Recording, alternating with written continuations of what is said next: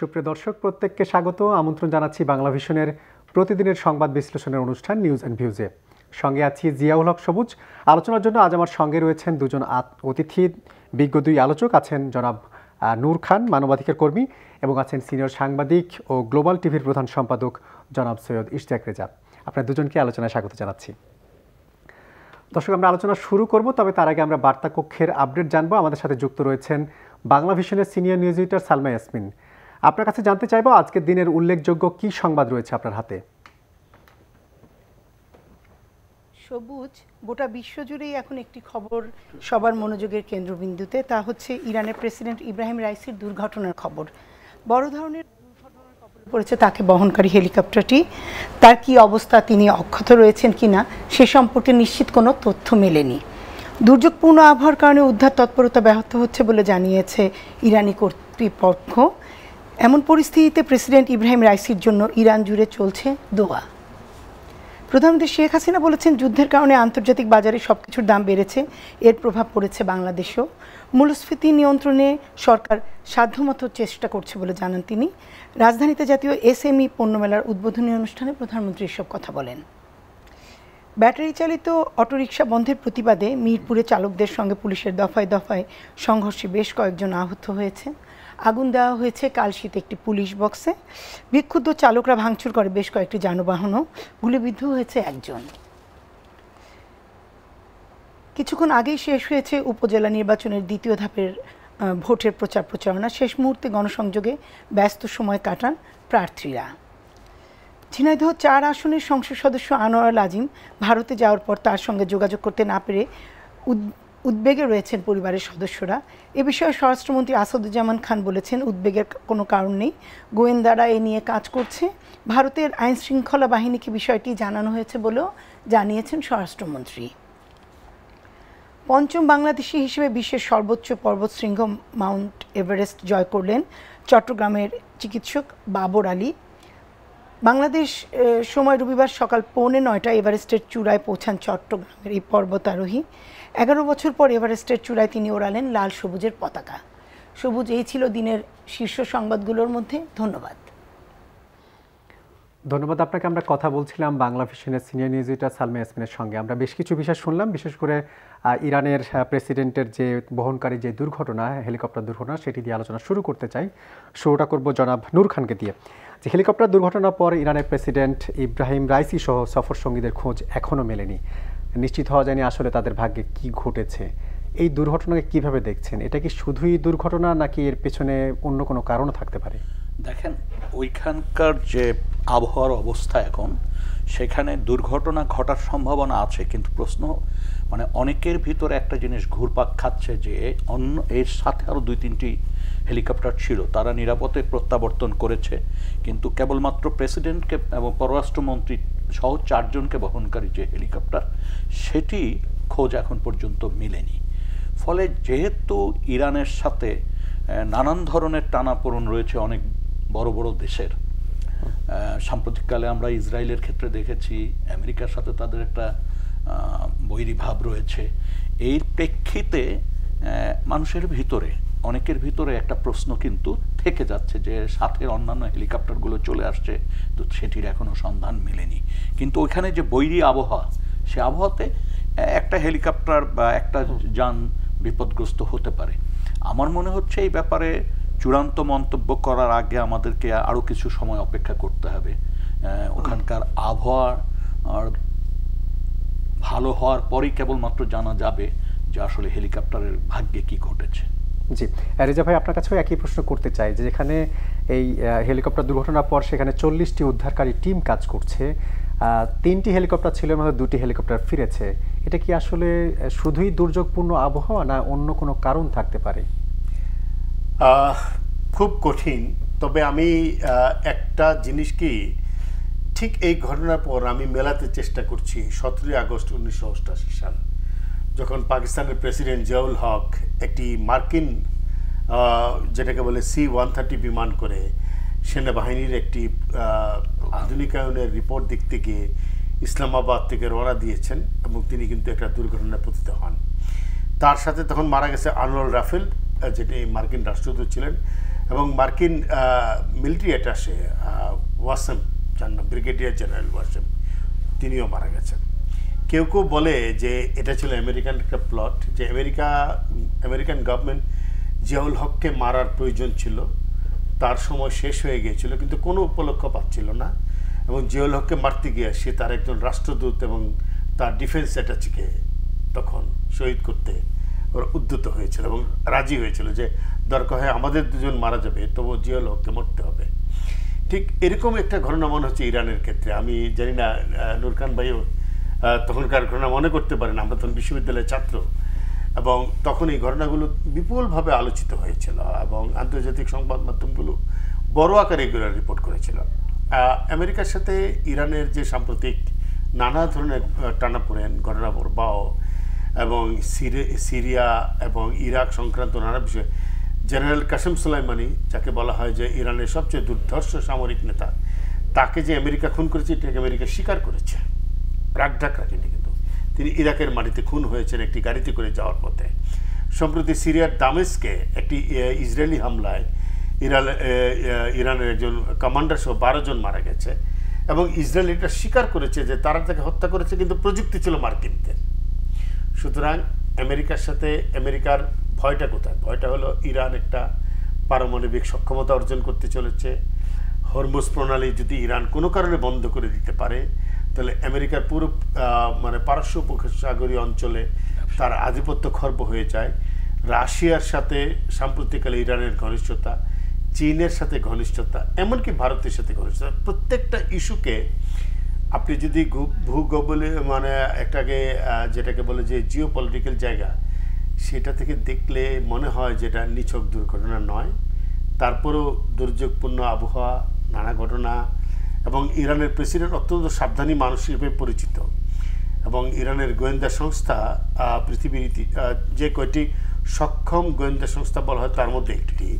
তাহলে তারা এরকম একটি ভয়ঙ্কর দুর্যোগপূর্ণ আবহাওয়ার মধ্যে একটি হেলিকপ্টার রাইডিংকে আর্মি পরিভাষায় বলা হয় যে কমব্যাট রাইডিং। তাহলে সেরকম একটা জায়গায় কেন তারা গেল, এবং সেখানে পররাষ্ট্রমন্ত্রী সহ ইব্রাহিম রাইসি নিজে পতিত হলেন, এবং যেটা বলে যে বাকি হেলিকপ্টারগুলো ফেরত আসতে বলো, শুধু একটি হেলিকপ্টার ফিরতে পারলো না, এটা একটু চিন্তার বিষয় বলে মনে হচ্ছে। জি, আমরা যদি জিয়াউল হকের ঘটনার সাথে মিলাতে চাই। জি, আমরা সাধারণত দেখে থাকি বা অনেক সময় শোনাও যায় যে আবহাওয়া দুর্যোগপূর্ণ আবহাওয়ার কারণে অনেক সময় হেলিকপ্টার উড্ডয়ন কিংবা চলাচল বন্ধও থাকে অনেক সময়। তো এই আবহাওয়ার বার্তা তো অনেক আগে থেকেই থাকে, সেই ক্ষেত্রে তারা কি আসলে সেই ধরনের মানা হয়নি, নাকি এরকম কোনো ভূ রাজনৈতিক বিষয় রয়েছে? দেখেন, আকস্মিক দুর্যোগপূর্ণ আবহাওয়া হতে পারে, এটাকে কিন্তু অস্বীকার করা যায় না। পূর্বাভাস থাকে না অনেক সময়, আর বিশেষ করে মরু অঞ্চল যদি হয়ে থাকে, আর পূর্বাভাস রঙও হয়, এবং সেটি বলা হচ্ছে পার্বত্য এলাকা, সেই জায়গাগুলি আমাদের বিবেচনা রাখতে হবে। আরেকটা ব্যাপার হচ্ছে, এটাকে শুধু এই মুহূর্তেই নিছক দুর্ঘটনা বা এটি পরিকল্পিত কোনো ঘটনা এটা বলার সময় কিন্তু এখনো আসে নাই। এটি বলার আগে আমাদেরকে দেখতে হবে যে আসলে ওইখানকার অবস্থাটা কি ছিল। আরেকটা হচ্ছে এই সন্দেহগুলি কেন আসছে। সন্দেহগুলি আসছে পৃথিবীর বিভিন্ন দেশে আমেরিকানরা যে ধরনের ঘটনাগুলির সাথে যুক্ত থাকে, বিশেষ করে পাকিস্তানের ওই ঘটনাটা তো আমাদের খুব কাছের ঘটনা, আমরা একদম তো ছাত্র, এবং সেই আমের ঝুড়ির ভিতরে এক্সপ্লোসিভ এই ধরনের কথাবার্তা চলে আসলো। তো এই জন্য মানুষের ভিতরে এক ধরনের সন্দেহ কাজ করছে, বিশেষ করে ইরান মানে বর্তমান প্রেক্ষাপটে মধ্যপ্রাচ্যব্যাপী যে ঘটনাগুলো ঘটছে, বিশেষ করে প্যালেস্টাইনকে কেন্দ্র করে ইসরায়েলের সাথে এবং আমেরিকার সাথে যে ধরনের বৈরী সম্পর্ক, সেই জায়গার থেকে কিন্তু এই ধরনের একটা হেলিকপ্টার দুর্ঘটনায় পতিত হবে এটা নিয়ে কিন্তু মানুষের সন্দেহ, এই জন্যই কিন্তু সন্দেহটা আসছে। কিন্তু এটি দুর্ঘটনা হতে পারে, এখনই বলার সময় আসলে আসে। জি, আমরা আলোচনা একটু ভিন্ন প্রসঙ্গে নিতে চাই। এটা একটা ছিল বাইরের নিখোঁজ হওয়ার ঘটনা বা দুর্ঘটনার ঘটনা। আমরা দেশের ভেতরেও একজন এমপি, সংসদ সদস্য, যিনি ভারতে চিকিৎসা নিতে গিয়েছিলেন, ঝিনাইদহ 4 আসনের এমপি জনাব আনোয়ারুল আজিম, তিনি ভারতে গিয়ে 4 দিন ধরে নিখোঁজ রয়েছেন এবং তার পরিবার আজকে ডিবিতে এমন অভিযোগ দিয়েছেন। আসলে কি ঘটনা ঘটতে পারে একজন সংসদ সদস্য যিনি দেশের বাইরে অর্থাৎ ভারতে গিয়েছেন, তিনি সেখানে নিখোঁজ থাকতে পারেন? আমি বলবো এটা তো খুব কঠিন আসলে, কারণ মানুষ ব্যক্তিগত সফরে যায়, তিনি কিন্তু ব্যক্তিগত সফরে গেছেন। এখন কি কারণে সেখানে নিখোঁজ হয়েছেন, ধরেন এটা এমনও হতে পারে কোনো সন্ত্রাসী চক্র তাকে নিখোঁজ করেছে, তিনি কোনো বড় ধরনের দুর্বৃত্তদের কবলে পড়তে পারেন, ছিনতাই অথবা কোনো কিছু লড়াই করতে গিয়ে মারা গেছেন, তাকে গুম করে দিতে পারে, অথবা তিনি এমন কোনো জায়গায় গিয়েছেন ব্যক্তিগত অভিলাষ চরিতার্থ করতে যেখান থেকে ফেরাটা কঠিন। এটা আমরা নানা সময় রেগুলার দেখি। ফলে এটা কিন্তু খুব কঠিন। আমাদের এখন যেটা দরকার সেটা হলো, যেটা শুনেছি যে বহরমপুর থানায় বোধহয় একটা জেনারেল ডায়েরি হয়েছে, ইন্ডিয়ান পুলিশের একটা তৎপরতা দরকার। বাংলাদেশ সরকারের উচিত খুবই আর্জেন্ট বেসিসে এই একটা কথা বলা। এখানে আসলে কোনো অ্যাজাম্পশনের জায়গা নেই, কিন্তু আমাদের শুধু উদ্বেগের জায়গা আছে। আমাদের একজন সংসদ সদস্য, ধরেন যে এই নির্বাচন নিয়ে প্রশ্ন আছে, নানা ধরনের সংকট আছে, কিন্তু তিনি তো আমাদের বাংলাদেশের একজন নেতা, তিনি বাংলাদেশের একজন জনপ্রতিনিধি। হ্যাঁ, জনপ্রতিনিধি। তার নিখোঁজ হয়ে যাওয়াটা ভারতের মাটিতে, এটা ভারতকে আসলে জবাব দিতে হবে। একই প্রশ্ন আপনাকে করতে চাই যে যখন সাধারণ একজন মানুষ নিখোঁজ হয়ে যায় বা কোথাও যায়, তাকে নিয়ে হয়তো ততটা উদ্বেগের কিছু থাকে না, কিন্তু বাংলাদেশের একজন জনপ্রতিনিধি যিনি একজন আইন প্রণেতাও বটে, তিনি যখন ভারতে গিয়ে আসলে এরকম নিখোঁজ হয়ে যান, সেটা আসলে আমাদের দেশের জন্য কতটা উদ্বেগের? দেখেন, প্রথম হচ্ছে যে এটা তো উদ্বেগের বিষয় অবশ্যই, কারণ তিনি তো সাধারণ কোনো নাগরিক না, একজন পার্লামেন্ট মেম্বার।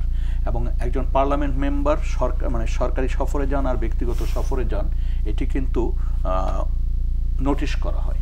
উনি চিকিৎসার জন্য গেছেন, চিকিৎসার জন্য গেলেও এটা কিন্তু যখন নোটিফাইড হয়েছে, তো এইটির পরে তিনি যেখানে উঠেছিলেন সেটা সম্ভবত ওনার কোনো ব্যক্তিগত পরিচয়ের সূত্র ধরেই একজনের বাড়িতে উঠেছিলেন, এবং সেইখান থেকে তিনি সন্ধ্যায় ফিরবেন, ডাক্তারের কাছে যাচ্ছেন, এরকম কথা বলেই বেরিয়ে এসছেন। কিন্তু সন্ধ্যায় যখন ফিরেন নাই, মানে নির্দিষ্ট টাইমে যখন ফিরেন নাই, তখন ওখানে থেকে একটা ফোন আসে, কিন্তু সেই ফোন আসে বাংলাদেশে, এবং সেই ফোনটি তার পিএ কিন্তু রিসিভ করতে পারেনি। পরবর্তীতে যোগাযোগ ফোনটি বন্ধ পাওয়া গেছে। আর বহরমপুর থানায় যিনি মামলা করেছেন, যার বাড়িতে উঠেছে, তিনি কিন্তু মানে কয়েকবার খুদে বার্তা প্রেরণ করেছেন তাদের মধ্যে, এবং ওইখানে কিন্তু যেটুক বোঝা গেল, আমরা তো এখনো পূর্ণাঙ্গভাবে তথ্য পাওয়া যায়নি, যতটুক টেলিভিশনের মাধ্যমে বা বিভিন্ন সংবাদ মাধ্যমে আমরা জেনেছি, তাতে মনে হচ্ছে যে এই খুদে বার্তার মধ্য দিয়ে তিনি ফোন করতে মানা করেছেন এবং বলেছেন আমি একটু ব্যস্ত, তার সময় যাচ্ছে। এবং পরবর্তীতে তার ফোন আমাদের ডিবির তরফ থেকে যেটা বলা হয়েছে, মুজফ্ফরাবাদ সম্ভবত তারকে ট্র্যাক করা হয়েছে ফোনটিকে। তো একটা জিনিস আমি এখন পর্যন্ত আমার ভিতরে স্পষ্ট না, তিনি কলকাতার থেকে মুজফ্ফরাবাদ চলে গেলেন, যে বাসায় উঠলেন, এবং এটি কিন্তু তিনি লাগেজও নেন নাই, সবকিছু মিলে, এবং তিনি ফোনে কথা বলতে পারছেন না, এবং কাউকে কোনো কিছু বার্তা না দিয়ে এরকম বাইরে থাকা। তো এটা দুটো হতে পারে, একটা হচ্ছে যে সাম্প্রতিক নির্বাচনের যে একটা সময় গেছে, সেখানে কিন্তু আমরা অনেকগুলি জিনিস ওই অঞ্চলে খেয়াল করেছি। ওই অঞ্চলের কাছাকাছি অঞ্চলের একজন পার্লামেন্ট প্রার্থী কিন্তু নিজেকে ভারতীয় সমর্থিত ক্যান্ডিডেট, এই কথাও বলতে শুনেছি।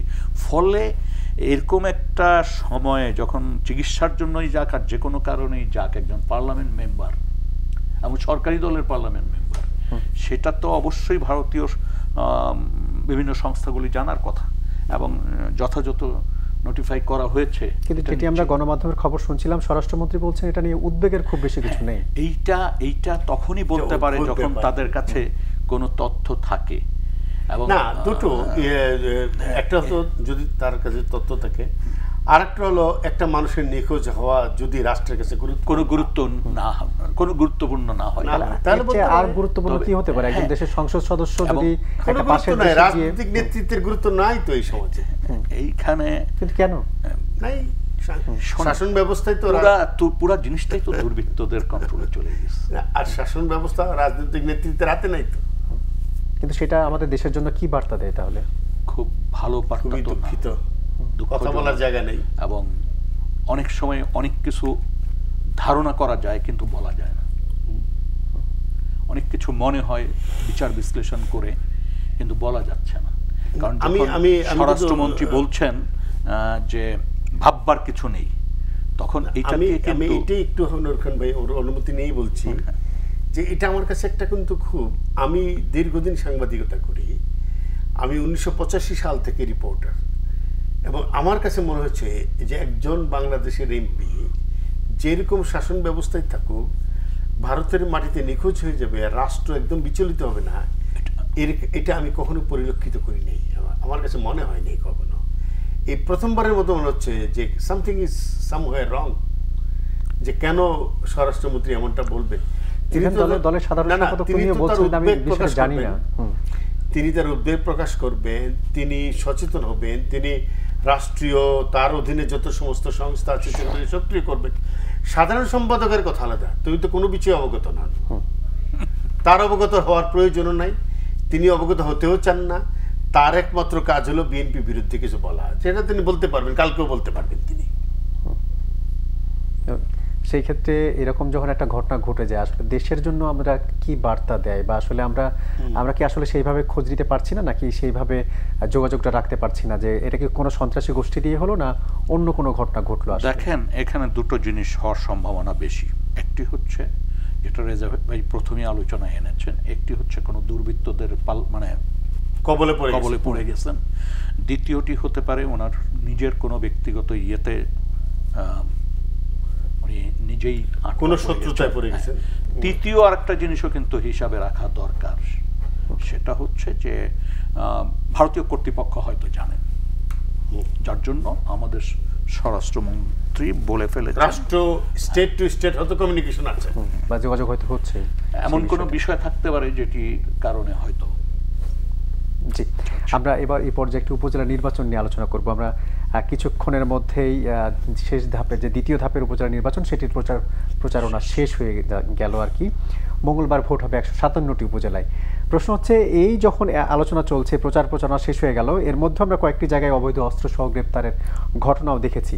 আসলে সব মিলিয়ে এই দ্বিতীয় ধাপের উপজেলা নির্বাচন কেমন হতে যাচ্ছে? আলোচনার কোনো দরকার আছে বলে তো মনে হয়। দেখেন এটা একটা নির্বাচন হচ্ছে, স্থানীয় সরকার নির্বাচন, যে নির্বাচনে সরকারি দল নিজেই নিজের প্রতিপক্ষ এবং যেখানে কোনো ধরনের মানে বিরোধী পক্ষ নাই, অরাজনৈতিকভাবে হচ্ছে, এবং মানে যেটাকে বলে যে মানে রাষ্ট্রীয় পক্ষ মানে শাসক দল নিজেরাই চিন্তিত যে ভোটটা কেমন হবে, তারা চিন্তিত যে তাদের মধ্যে কতটা প্রতিযোগিতা হবে, তারা চিন্তিত যে সত্যি সত্যি কোনো ভোটের কাস্ট কত হবে, তা না, এগুলো নিয়ে চিন্তিত। সুতরাং এই নির্বাচনটা একেবারে একচ্ছত্র একটা নির্বাচন হবে নিজেদের মধ্যে, এটা নিয়ে আসলে এত ভাবনার জায়গা তৈরি হয়েছে বলে আমার মনে হয় না। এবং আমাদের আওয়ামী লীগের সাধারণ সম্পাদক প্রথম ধাপে যেভাবে সতর্ক করেছিলেন এমপি মন্ত্রীদেরকে তাদের স্বজনরা দাঁড়াতে না পারে, এখন দ্বিতীয় ধাপে সে কণ্ঠ ক্ষীণ হয়ে আসছে, অনেক ক্ষীণ হয়ে আসছে এবং ক্ষীণতর হবে, কারণ তিনি নিজের ভাইও দাঁড়িয়েছেন কিন্তু কোম্পানিগঞ্জের একটা উপজেলাতে। সুতরাং এই নির্বাচন নিয়ে আসলে সেইভাবে এটা একটা নির্বাচন হচ্ছে স্থানীয় সরকার কাঠামোর মধ্যে উপজেলা এমন একটা জায়গায় পৌঁছে যেখানে ইউনো প্রধান মানে কেন্দ্রীয় সরকারের প্রতিনিধিটা প্রধান, নির্বাচিত ব্যক্তিরা পাশে থাকেন, এটার আসলে কোনো গুরুত্ব আর বহন করে বলে মনে হয় না। স্থানীয় নির্বাচনে আমি একটা কথাই বলি, স্থানীয় সরকার নির্বাচনে স্থানীয় মানুষজন তাদের মানে যেটাকে বলে যে সম্পর্ক সেটা হারিয়ে ফেলেছেন এই নির্বাচনে। জি, জনাব নূর খান, আজকে টিআইবি একটি সংবাদ সম্মেলন করেছে, সেখানে বলছে যে আসলে যারা দ্বিতীয় ধাপে নির্বাচনে অংশ নিয়েছে তাদের 71% ব্যবসায়ী এবং কোটিপতি প্রার্থীর সংখ্যা প্রায় 3 গুণ বেড়েছে। আমরা যে নির্বাচন প্রথম ধাপে 70 এবার 71 এবং কোটিপতির সংখ্যা বলা হচ্ছে 116 জন, যেখানে আবার বিএনপি বা বিরোধী মতের যারা শক্ত প্রতিদ্বন্দ্বী প্রার্থী তাদের থাকা কথা ছিল তারা নেই। তার মানে কি যে যারা আসলে নির্বাচনে অংশ নিয়েছেন বেশিরভাগই তো সরকার দলীয় বা তাদেরই প্রার্থী, তাদের কি আসলে সম্পদ বেড়েছে বলেই এমনটি হয়েছে?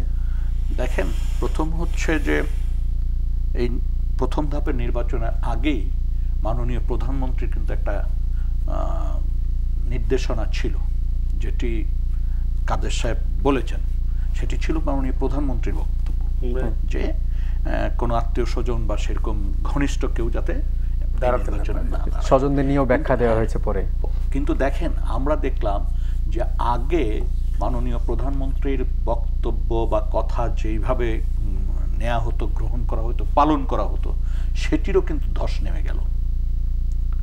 যে এরকম একটি নির্দেশনা যেটি একেবারে মন্ত্রী এমপি পর্যায়ের থেকে অনেক জায়গায় প্রতিপালন করা হয়নি এবং এটা নিয়ে বাকবিতণ্ডাও দেখলাম, এবং পরবর্তীতে ব্যাখ্যা দিতে যে কিছুটা ছাড় দিয়ে কথা বললেন, এই জিনিসগুলো আমরা খুব খেয়াল করেছি। তারপর সবচেয়ে বড় যে ক্ষতিটা হচ্ছে, প্রথম হচ্ছে নির্বাচন কি প্রতিদ্বন্দ্বিতামূলক?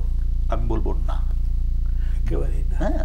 দ্বিতীয় হচ্ছে সরকার চাইছে, মানে সরকারি দল বা সরকার কি চাচ্ছে হচ্ছে যে এই নির্বাচনে কোনোভাবে একটু যদি মানুষজনের কিছু উপস্থিতি দাঁড়া করানো যায় সেইটুক পর্যন্ত অর্জন করতে চাচ্ছে। কিন্তু সেইটি চাইতে হইলে সাধারণ মানুষ সে কিন্তু এমন কোনো অবস্থা দেখছে না যে তাকে ভোট কেন্দ্রে যেয়ে ভোট দিয়ে তার প্রতিনিধি নির্বাচিত করতে হবে। কারণ তার ভিতর তো একটা গত কয়েকটি নির্বাচন, শুধু এই স্থানীয় সরকার না, পার্লামেন্টের নির্বাচন কিভাবে হয়েছে সেটা তো তার চোখের সামনে।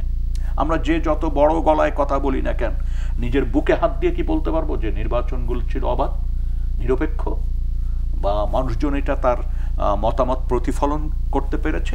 এটি আমরা পারবো না, এবং পারবো না সেটা সাধারণ, আমার জায়গা থেকে আমি বলছি, সাধারণ মানুষের জায়গায় কিন্তু আরও। আমরা উন্নয়নের যে গল্পগুলি বলছি, এটা সত্য যে আমি যখন রাস্তায় বেরোচ্ছি, আমি যখন মেট্রোতে উঠছি, অনেক উন্নয়ন, কিন্তু সেই উন্নয়নের জন্য যে খেসারতটা দিতে হচ্ছে এবং দিতে হবে, সেটাও কিন্তু আমাদের বিবেচনায় রাখতে হবে। একটা জিনিস হচ্ছে আমার কাছে যেটা মনে হচ্ছে যে এমন একটা জায়গায় আমরা আটকা পড়ে গেছি যে সাধারণ মানুষের ভিতরে ক্রমান্বয়ে এক ধরনের হতাশা, অনাস্থা, এটা কিন্তু বাসা বাঁধছে। এটা কাটিয়ে ওঠার উপায় কি? এটা কাটায় ওঠার জন্য আমি আমার জায়গা থেকে বুঝি যে রাজনীতিতে তো হচ্ছে মূল শক্তি, এবং রাজনীতিতে আদর্শের একটা স্থান, আদর্শিক একটা সংগ্রামের জায়গা, এইটা দলগুলোর ভিতর চালু করা দরকার। এবং আজকেও যে বলতেছেন 71%, 72, 70, এই পার্সেন্টগুলি কেন এই কোটিপতিরা, কেন এই ব্যবসায়ীরা এই উপজেলা নির্বাচনের উপরে এত বেশি মানে অংশগ্রহণ করতে চায়? এখানে তো মানে এইটা না যে আমার নীতি নির্ধারণের জন্য, মানে পার্লামেন্টে যেমন আমি আইন কানুন এটা সেটা ইত্যাদি বিষয়, এইখানে কেন? এইখানে হচ্ছে ওই যে উন্নয়নের টাকা, এই যে বাজেট, আর হচ্ছে ক্ষমতা। অর্থাৎ দেখেন, এখন একই পরিবার পার্লামেন্ট মেম্বার হতে চায়, মন্ত্রী হতে চায়, মানে উপজেলা চেয়ারম্যান হতে চায়, ইউনিয়ন কাউন্সিলের চেয়ারম্যান হতে চায়, একই পরিবার। এবং এটি কিন্তু উপর থেকে আসছে। এটি কিন্তু আমরা অনেকে মনে করতেছি ওই এমপি সাহেবরা, নো, এটা একেবারে উপর থেকে আসছে। দেখেন সারা দেশের চেহারাটা খেয়াল করে দেখেন, রাজনীতিবিদদের হাতে কতটুকু ক্ষমতা আছে, রাজনীতিবিদরা কতটুক, সেটা সরকারি দলেরই হোক আর যে দলেরই হোক, কতটুক রাজনীতিতে অংশ নিতে পারছেন আগের মতো আদর্শিক জায়গার থেকে। এইখানেই দুর্ভাগ্য। জি, আমরা একটা সময় দেখতাম যে ভাই, যে যারা তৃণমূলের রাজনীতিবিদ, দীর্ঘদিন রাজনীতি করে আসছেন, তারাই হয়তো রাজনীতির বড় বড় যে জনপ্রতিনিধি কিংবা বিভিন্ন জায়গায় নির্বাচন করতেন। কিন্তু এখন দেখা যাচ্ছে ব্যবসায়ীরাই তাদের প্রাধান্য দিন দিন বাড়ছে। আসলে এটা হওয়ার মূল কারণ কি, যেটা জনাব নূর খান বলছিলেন, যে এটা কি আসলেই ক্ষমতার জন্য, নাকি টাকার জন্য, না এই ক্ষমতাকে আরো বেশি পাকাপোক্ত করার জন্য? কোনটি কাজ করছে? টাকাই কি বেশি কাজ করছে? বাংলাদেশে একটা ঘটনা ঘটেছে, সেটা হলো চতুর্থবারের মতো আওয়ামী লীগ ক্ষমতা আছে। তো এই সময়টার মধ্যে যেটা ঘটেছে সেটা হলো ক্ষমতা কাঠামোর ভিতরে রাজনীতি বিলীন হয়ে গেছে। ফলে রাজনীতিটাকে আপনি দেখতে পাচ্ছেন না, পুরোটা একটা ক্ষমতা কাঠামো আমরা দেখতে পাচ্ছি। এবং আওয়ামী লীগ যেহেতু তার সামনে কোনো সত্যিকার অর্থে কোনো প্রতিপক্ষ নাই, বিএনপি অত্যন্ত দুর্বল অবকাঠামো, তার কোনো প্রতিরোধ নাই, তার কোনো আন্দোলন সেভাবে জমাতে পারছে না। তার মানে কি আমরা রাজনৈতিক সত্তাটা হারিয়ে ফেলছি ধীরে ধীরে? আমরা বলছি। এবং ফলে তার সামনে আসলে সেই অর্থে কোনো চ্যালেঞ্জ নেই। যেহেতু চ্যালেঞ্জ নাই, ফলে তার সামনে আসলে কোনো প্রতিপক্ষ নাই। প্রতিপক্ষবিহীন একটা রাজনীতি, সেটা তো রাজনীতি নয়। যেটাকে আমি বলি, বাংলাদেশে এই মুহূর্তে একটা রাজনীতির ভিতরে একটা অরাজনীতি বিরাজ করছে, অথবা বিরাজনীতি বিরাজ করছে। এবং আওয়ামী লীগ এই সময়টাতে তার কোনো রাজনৈতিক কর্মসূচির প্রয়োজন নেই, তো রাজনৈতিক চর্চার প্রয়োজন নেই। পুরোটা হলো ক্ষমতা চর্চা, আধিপত্য চর্চা, বিষোদ্গারের চর্চা, বিদ্বেষের চর্চা। এবং সেটা যখন অপোজিশনকে পাওয়া যাচ্ছে তখন নিজেদের মধ্যে ফলে স্বজন বলেন, নিকটজন বলেন, নিজের পার্টির প্রতিদ্বন্দ্বী বলেন, সেগুলোর মধ্যে এইগুলো চলছে। ফলে বাংলাদেশে আপনি এই মুহূর্তে অন্তত উপজেলা বলেন, স্থানীয় সরকার কাঠামো বলেন, যেগুলো মানুষের নিজস্ব নির্বাচন ছিল, এই নির্বাচনগুলোতে মানুষ ফেস ভ্যালু দেখতো, মানুষ বংশ পরিচয় দেখতো। বংশ পরিচয়কে আমি গ্রহণ না করতে পারি, মানুষ দেখতো, মানুষের কাছে মূল্যায়নের জায়গা ছিল যে কে ভালো মানুষ, কার একটা ইতিবাচক ভাবমূর্তি, পারিবারিক ব্যাকগ্রাউন্ড, স্বচ্ছ ভাবমূর্তি আছে, কে দুর্নীতিপরায়ণ নয়, কে আমাদের জন্য কাজ করতে না পারলেও দুর্নীতি করবে না। এই বিবেচনাটা ছিল মানুষের মধ্যে, মানুষকে মর্যাদা দিতে জানে, ভদ্র। ফলে এগুলো যখন চলে গেছে তখন মানুষ রাজনীতিকে হারিয়ে ফেলেছে। রাজনীতি যে ময়দান থেকে হারিয়ে যায়, সেই ময়দান কাদের দখলে যায়? ক্ষমতা চর্চাকারীদের দখলে যায়, সেটাই করেছে। ফলে মানুষের এখানে এই নির্বাচনে মানুষের কোনো আগ্রহ নেই। আওয়ামী লীগের ভোট ব্যাংক কত? গড়ে ধরলে আমরা 40%, তাহলে কেন 40% ভোটও পড়ে না? এই প্রশ্নটা উত্থাপিত হওয়া প্রয়োজন।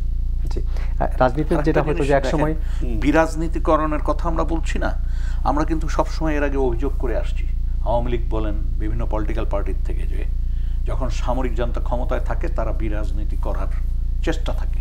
কিন্তু দুর্ভাগ্যজনক হচ্ছে, এটা তো সত্য যে সামরিক সরকাররা এটা করছে, কিন্তু আজকে যে ব্যাপকভাবে হচ্ছে, এখন তো সামরিক সরকার নেই। সামরিক সরকার আমলে ডাকসু নির্বাচন হয়েছে, কিন্তু এখন হচ্ছে না। বিশ্ববিদ্যালয়ে কিন্তু নির্বাচন হয়েছে, এখন তো নির্বাচন হয় না।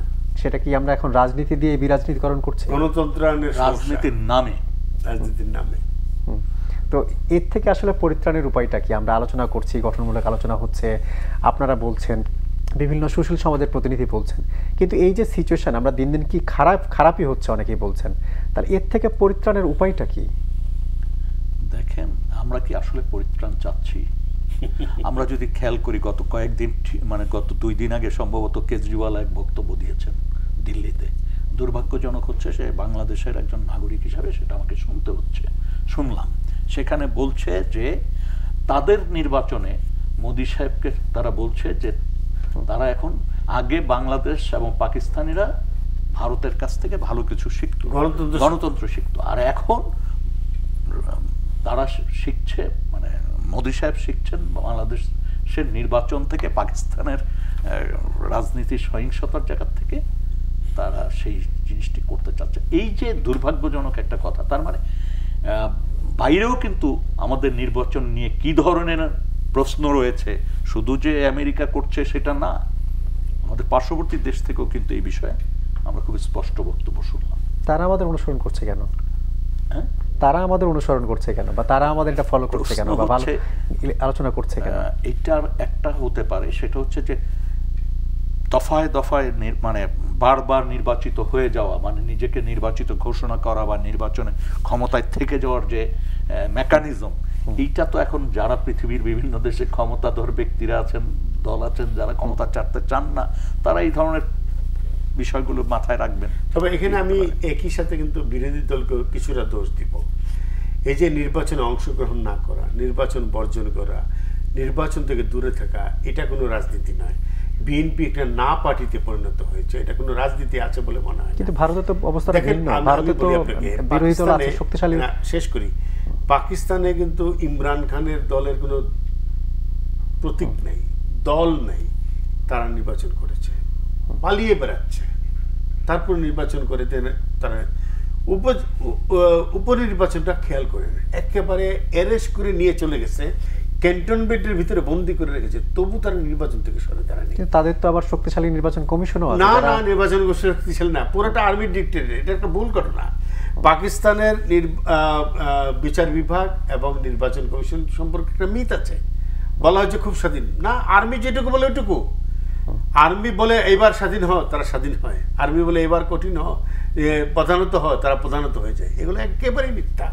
Pakistan is rule by army. Army thugs, গুন্ডা আর্মিদের দ্বারা শাসিত একটা সরকার। সেইখানেও তারা কিন্তু নির্বাচন করে, একটা আইন আছে।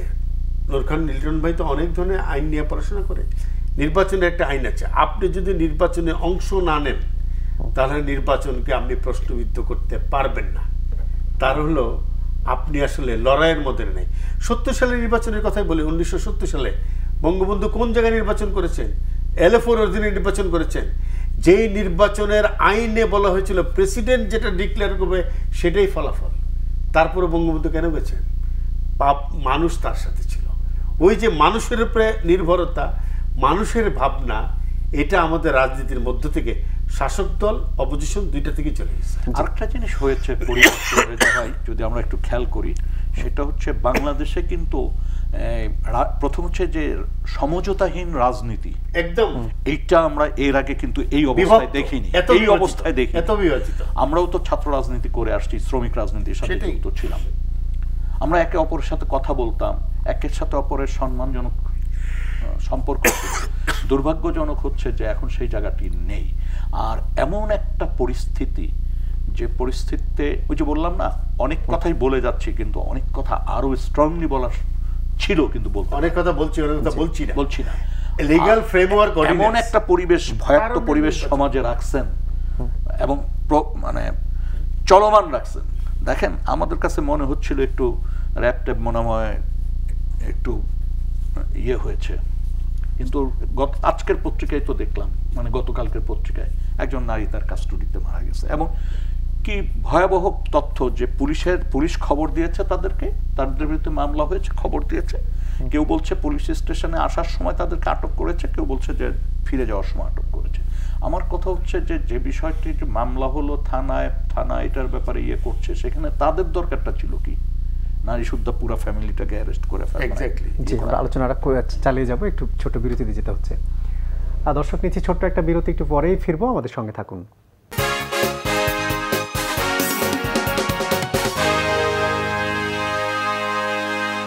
দর্শক, বিরতির পর আরেকবার স্বাগত নিউজ অ্যান্ড ভিউজে। আমরা আলোচনা করছি, আলোচনার জন্য স্টুডিওতে আমন্ত্রিত হয়েছেন মানবাধিকার কর্মী জনাব নূর খান এবং আছেন সিনিয়র সাংবাদিক জনাব সৈয়দ ইশতিয়াক রেজা। আমরা বিরতির আগে কথা বলছিলাম নূর খানের সঙ্গে। আপনি যেই প্রসঙ্গটি তুলেছিলেন সেই সময় যে আইন শৃঙ্খলা বাহিনীর একটা অবস্থানের কথা, বিশেষ করে বিভিন্ন ইস্যুতে তাদের এই এখনকার অবস্থানটা কেমন। আমরা কিছুদিন আগে মার্কিন এক প্রতিনিধি দলও ফিরে গেছেন, বাংলাদেশ সফর করে গেছেন। যাওয়ার পরে আমরা শুনেছি যে র্যাব প্রসঙ্গে তাদের যে একটা অবস্থান ছিল বা তাদের যে নিষেধাজ্ঞা ছিল সেটা তারা এখনই সহসায় তুলছেন না। এর মধ্যে আইন শৃঙ্খলা বাহিনীর অবস্থান আসলে এইটা কি আমরা আগের জায়গায় একই জায়গায় আছি? আমি পূর্বের কথা ফিরে আসি আগে। সেটি হচ্ছে এই যে গতকালকের যে ঘটনা, তার ভিতরে একটা পজিটিভ দিক দেখলাম আজকে নিউজে। সেটা হচ্ছে ওখানকার কমান্ডারকে ক্লোজ করছে, সম্ভবত প্রত্যাহার করা হয়েছে। এটা তাৎক্ষণিক আমি বলবো যে ওই র্যাব হেফাজতে যে মৃত্যু হয়েছে ওখানে, তো এটা একটা অবশ্যই তাৎক্ষণিক একটা আমি বলবো ভালো দিক, যে হ্যাঁ তাৎক্ষণিক ব্যবস্থা নিয়েছে, যেটা আমরা বিগত দিনে দেখিনি। আরেকটা জিনিস হচ্ছে যে দেখেন, এমন একটা ভয়ার্থ পরিবেশ সমাজে বিরাজ করতেছে। এই আইন শৃঙ্খলা রক্ষাকারী বাহিনী, সাদা পোশাক, সাদা মাইক্রোবাস, র্যাব, ডিবি এবং বিভিন্ন গোয়েন্দা সংস্থা, বিভিন্ন নাম আছে, একটা ভয়ার্থ রাষ্ট্র।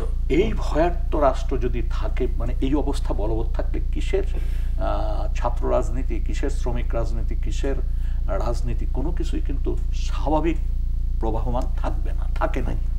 ফলে নির্বাচনে এটার এটার প্রতিফলন দেখতেছি আমরা, রাজনৈতিক দলের কর্মকাণ্ডের ভিতর প্রতিফলন দেখছি।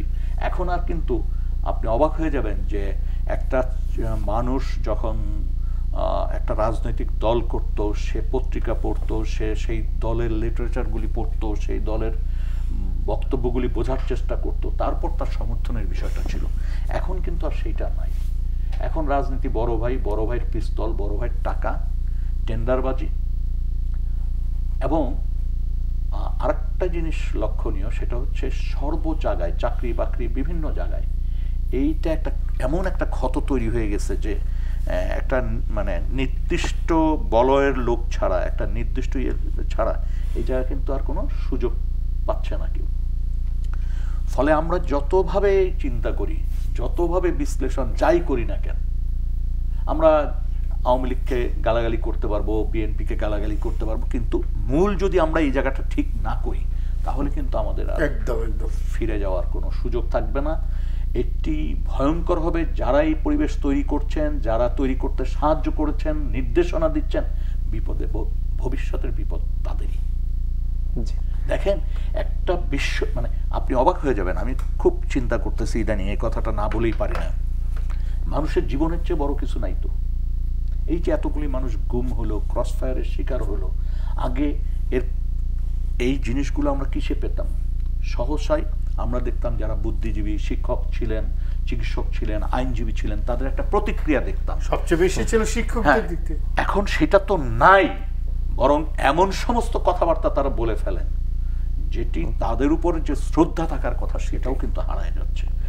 ফলে আমাকে আপনি ক্ষতি করে ফেলতে পারেন, গুম করে ফেলতে পারবেন, কিন্তু এই কথাগুলিকে কিন্তু গুম করতে পারবেন না।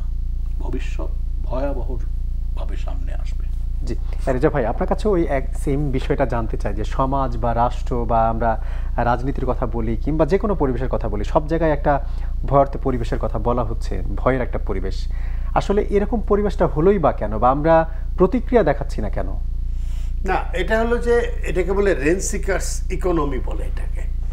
যখন সমস্ত স্বার্থ এক জায়গায় চলে আসে তখন সেটাকে রেন্ট সিকিং ইকোনমি বলে। অর্থাৎ বলে যে সমস্ত মনোপলি, অর্থাৎ কেউ গোষ্ঠীর মনোপলি, হ্যাঁ গোষ্ঠী স্বার্থ, ব্যক্তি স্বার্থ এগুলো মিলে যায় এক জায়গায়। অ্যান্ড রেন্ট সিকিং ইকোনমিতে কেউ কোনো কথা বলে না। কারণ ইকোনমি যদি নন পারফর্মিংও হয় তখনও কথা বলে না। রেন্ট সিকিং পলিটিক্স বলে একটা, বলে যে পলিটিক্সটা এমন জায়গায় গেছে যে ওই পলিটিক্সের বাইরে কেউ কথা বলে না। এটার জন্য যে পলিটিক্যাল অথরিটি আছে তারা শুধু দেয় না, অপোনেন্টও দেয়। তারা এমন রাজনীতি করেছে যে রাজনীতিটা গ্রহণযোগ্য হয়নি। এটা বাংলাদেশে ঘটে গেছে। বাংলাদেশে হচ্ছে কি যে একটা, আমি যেটা কিছুক্ষণ আগে একটু কথা বলেছি, একটা অরাজনৈতিক রাজনীতি বিরাজ করছে। শাসক দল সে প্রতিদিন নানা ধরনের কথা বলছে, তার সাধারণ সম্পাদক।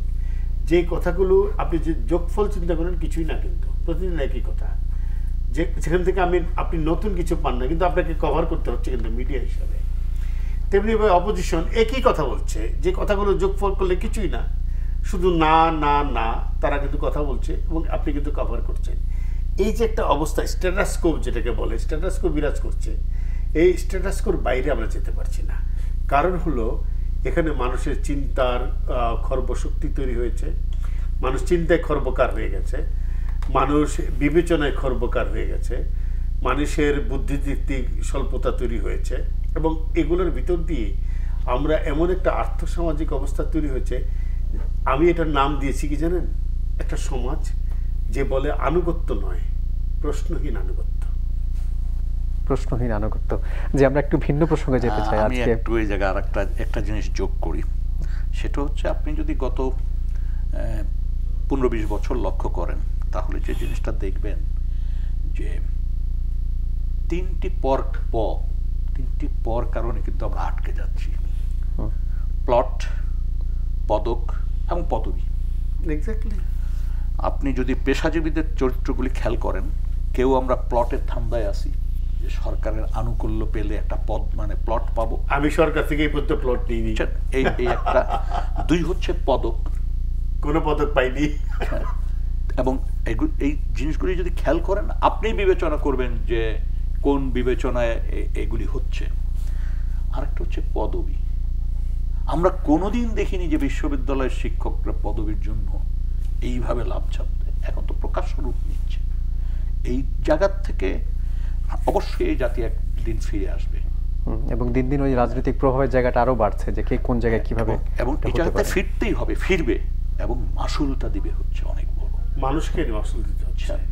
এবং এই মাসুল দিতে যে এটা সুদাসল দিতে হবে তো, এবং আমি জানি না এটা কত নির্মম হয়। আমি একটা কথা বলি, ওই যে পয়ের কথা বলেছেন না, ইউনিভার্সিটির শিক্ষকদের, বিশ্ববিদ্যালয়ের শিক্ষকদের ক্ষেত্রে একটা পি অনেক প্রাধান্য দেওয়া হতো, সেটা হলো পাবলিকেশনস।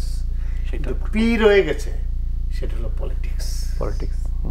পাবলিকেশনস আর নাই। পলিটিক্স আর ইউনিভার্সিটির টিচাররা এখন এমন জায়গায় পৌঁছেছে, আজকে যে সমাজে সাংবাদিকতা খারাপ, প্রশাসন খারাপ, বিচার বিভাগ খারাপ, তার মূল হলো বিশ্ববিদ্যালয়।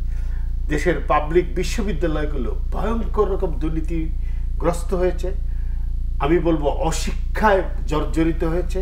সেখানে কোনো লেখাপড়া হয় না, এমনকি অনেক রাজনীতি হয়, এমন শুধু পলিটিক্স হয়, কিচ্ছু হয় না সেখানে। এমনকি তো বিভিন্ন রাজনৈতিক বিভিন্ন বড় বড় আন্দোলন বলি আমরা, মুভমেন্ট বলি, সেই সবের সূত্রও তো ছিল। আমরা ছাত্র রাজনীতি নিয়ে যা বলি অনেক সমালোচনা করি, ছাত্র রাজনীতির চেয়ে অনেক বেশি কদর্য হলো শিক্ষক রাজনীতি। জি, আমরা দেখছি হয়তো অনেকেই প্রতিবাদ করছেন না, প্রতিবাদের ভাষা তুলছেন না, কিন্তু আমরা আজকে রাজধানীতে মিরপুরে একটি প্রতিবাদ দেখেছি। ব্যাটারি চালিত অটোরিকশার বন্ধের প্রতিবাদে তারা চালকরা বিক্ষোভ করেছেন, তারা ভাঙচুর চালিয়েছেন ব্যাপক। একইভাবে পুলিশ বক্সেও তারা অগ্নিসংযোগ করেছে, এরকম ঘটনাও ঘটেছে।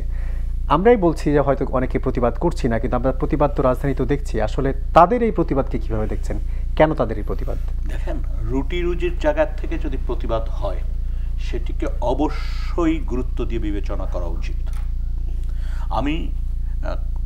আমার কথা হচ্ছে আমরা এগিয়ে যাব, এটা ঠিক, কিন্তু তার মানে এই না যে আমি যতদূর এগোবো আমার জনগণকে ততটুকু আগাতে পারবো না। এই যে আজকে ব্যাটারি চালিত কারা রিক্সা মানে এগুলি ইয়ে করছে, তারপর আপনি দেখবেন মোটরসাইকেলে ইদানিং কারা মোটরসাইকেলে মানে যাত্রী পরিবহন করছে। এটা বিবেচনায় রাখতে হবে। নিম্ন মধ্যবিত্তরা যুক্ত হচ্ছে, গরিব মানুষ যুক্ত হচ্ছে, এমনকি মধ্যবিত্তরাও চাকরি টাকরি হারায় মোটরসাইকেল নিয়ে নামতেছে। এটা বাড়তি টাকার যোগান পেতেও তো অনেকে এই কাজটা করছে। অনেকে অফিসে যাওয়ার ক্ষেত্রেও আরেকজনকে নিয়ে পেট্রোলের পয়সাটা উঠাচ্ছে। এটা হচ্ছে ফ্যাক্ট। এখন আপনি যাই একটা সিদ্ধান্ত নেবেন, আপনাকে অবশ্যই পূর্বাপর অবস্থাটা চিন্তা করে পদক্ষেপ নিতে হবে। এই বিক্ষোভ কেন, এই ভাঙচুর কেন? এই ভাঙচুর বিক্ষোভের আগেই তো আমাদের বন্ধ করার আগে আমাদেরকে ভাবতে হবে যে কেন আমরা বন্ধ করছি এবং এই মানুষদের কি হবে। এই যে আজকে দেখলাম টিভিতে বলতেছে অনেকে যে আমি কিস্তিতে টাকা নিয়ে কিনেছি, আমি এখন হঠাৎ করে আমাকে বন্ধ করে দিলে। আমি তো দেখলাম হঠাৎ করে দেখলাম ঢাকা শহরে রমজানের ভিতরে সমস্ত রাস্তা এগুলি চলতেছে। কেনই বা ছাড়লাম, আর ছেড়ে উৎসাহিত কেন করলাম, আর কেনই বা বন্ধ করতে চাচ্ছি? তাহলে আমার পরিকল্পনাটা কেন ঠিক মতো ছিল না? এই যে আমরা বিভিন্ন সময় পরিকল্পনা নিয়ে থাকি, যে একটা সময় অনেকেই শুরুতে বলতেন যে এই অটোরিকশা হয়তো একসময় কাল হতে পারে, কিংবা আমরা বড় বড় দুর্ঘটনা দেখেছি যেটা হাইওয়েতে চলতো, যেটা হাইওয়েতে এটা নিয়ন্ত্রণ করা হয়েছে। প্রশ্ন হচ্ছে আমরা পলিসি করছি, আবার আমরাই হুট করে এটা বন্ধ করছি। এই দ্বিমুখী আচরণটার কারণটা কি? না দেখেন, এটা একটা খুবই দুঃখজনক ঘটনা ঘটছে ওদের সাথে। সেটা হলো, আপনি যদি রিক্সার পেডেল রিক্সা যেটাকে বলে এই রিক্সার দিকে তাকান তাহলে অনেক মানবিক, কারণ এখানে রিক্সা চালকের কষ্ট কম হচ্ছে, সে দ্রুত যাচ্ছে এবং সহজভাবে যাচ্ছে। এটা একটা আমি বলা হচ্ছে ওরা নাকি দুর্ঘটনায় পতিত হয়, কারণ ওদের ব্রেকের সমস্যা আছে। ঢাকা শহরে কি পরিমাণ আনফিট বাস আছে, কি পরিমাণ কদর্য দেখতে বিচ্ছিরি বাস আছে, তারা কি পরিমাণ মানুষ খুন করছে প্রতিদিন হাইওয়েগুলিতে ঢাকা শহরের পার্শ্ববর্তী। আপনি কি তাদেরকে নিয়ন্ত্রণ করতে পেরেছেন? আপনি যখন একটা সুশাসিত গণতান্ত্রিক সমাজ দিতে পারেন না, আপনি একটা গণপরিবহন সুস্থ গণপরিবহন দিতে পারেন না, আপনি সেই মন্ত্রী কিভাবে এটা বন্ধ করতে বলেন? দুর্ঘটনার জন্য এই ইলেকট্রিক মানে ব্যাটারি চালিত রিক্সার চাইতে কি বেশি হত্যা করছে না বাস ট্রাক? তাদের কি করে পারছে না? কারণ তাদের বেশি জোর আছে, ক্ষমতা কাঠামো থেকে তাদের প্রতি প্রশ্রয় আছে। আপনি তাদেরকে কিছু বলছেন না, কিন্তু এদেরকে বন্ধ করতে বলছেন, কারণ এরা দুর্বল। এই প্রত্যেকটা লোক 50,000 থেকে 1 লক্ষ টাকা ঋণ নিয়ে এগুলো কিনেছে। এই যন্ত্রগুলো বাংলাদেশে আমদানিকৃত হয়েছে, ভ্যাট দিয়েছে, অনুমতি দিয়েছে, কাস্টমসের ডিউটি দিয়েছে, আমদানি শুল্ক দিয়েছে, তাই না? তাহলে আপনি তখন কোথায় ছিলেন? আপনি তখন কেন বন্ধ করতে পারলেন? এগুলো স্থাপনের জন্য ওয়ার্কশপ হয়েছে, সেই ওয়ার্কশপগুলো আছে। এই গাড়িগুলো চলার জন্য, রিক্সাগুলো চলার জন্য পাড়ায় পাড়ায় চাঁদা দিতে হয় পুলিশকে, ক্ষমতাসীন দলকে, শ্রমিক লীগকে চাঁদা দেওয়া ছাড়া কোনো রিক্সা চলে না। তা আপনি শ্রমিক লীগকে বন্ধ করতে পেরেছেন? তাদের কিছু বলতে পেরেছেন?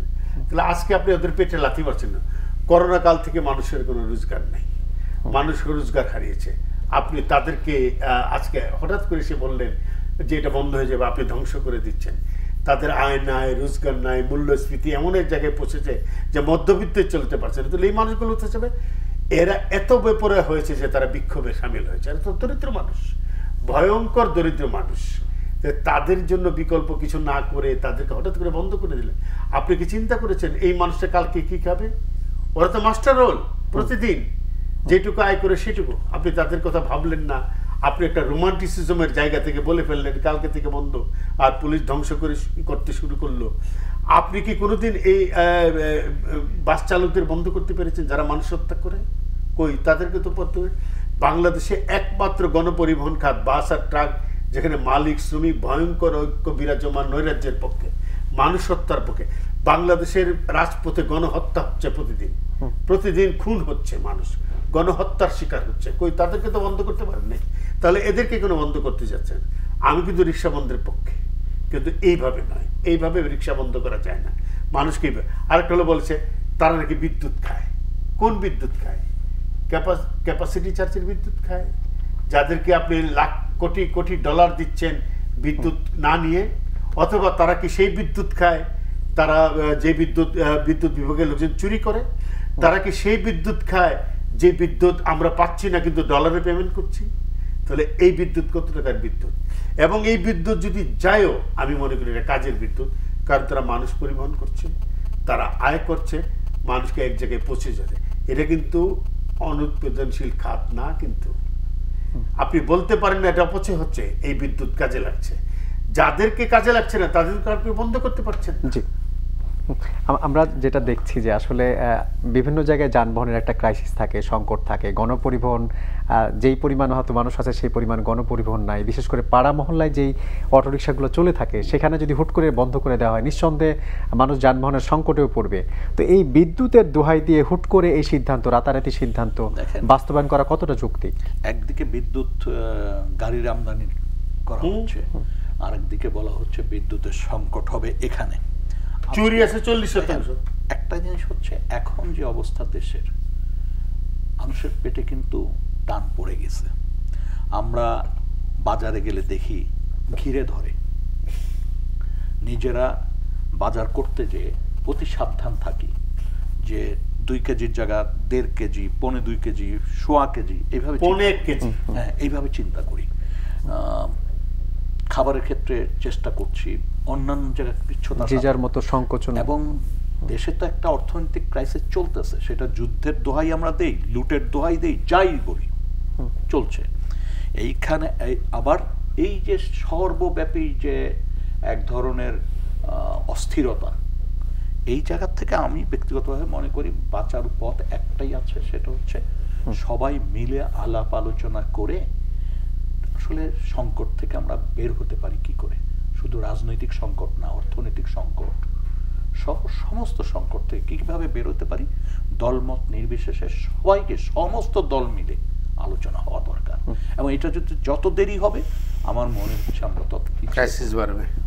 মানে আমরা সাধারণ মানুষও সংকটে আছি, সাধারণ জনগোষ্ঠী বিভিন্নভাবে সংকটের মধ্যে আছে। অর্থনৈতিক সংকটের কথা বলছি, আবার ব্যাংকও বলছে তারাও সংকটের মধ্যে আছে।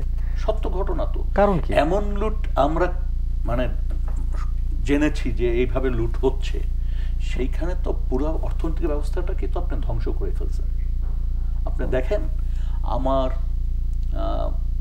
একটা সামাজিক অনুষ্ঠান করার খুব ইচ্ছা, আমার ক্যাপাসিটি আছে 5 লাখ টাকার, এখন আমি 5 কোটি টাকা খরচ করে করলাম, অর্থাৎ বাদবাকিটা লোন করে, এবং পরবর্তীতে যখন লোনের চাপটা আমার আসলো তখন কি হবে এটা আমি বিবেচনায় রাখলাম না। এটা একটা সংকট তৈরি করছে।